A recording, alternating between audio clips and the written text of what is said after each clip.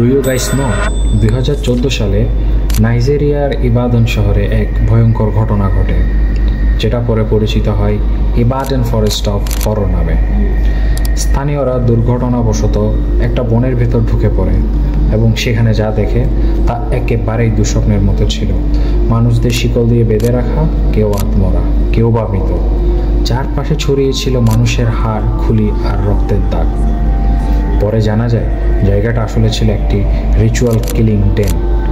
অপহৃত মানুষদের সেখানে নিয়ে গিয়ে ভয়ঙ্করভাবে হত্যা করা হতো, তাদের অঙ্গ প্রত্যঙ্গ কেটে নেওয়া হতো, কারণ বিশ্বাস করা হতো এই অঙ্গগুলো দিয়ে কালো জাদু বা মানি রিচুয়াল করা যায়।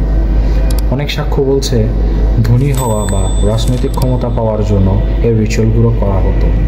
মানুষদের মাথার খুলি থেকে শুরু করে হাত পা, এমনকি অভ্যন্তরীণ অঙ্গগুলো গোপনে বিক্রি করা হতো কালোবাজারে। এই ভয়ঙ্কর ঘটনা পুরো নাইজেরিয়া ও আফ্রিকাকে নাড়িয়ে দেয়। তো গাইস, আপনাদের মতে কেন এখনও এমন অমানবিক রিচুয়ালিস্টিক বিশ্বাস বেঁচে আছে পৃথিবীতে? কমেন্টে জানান।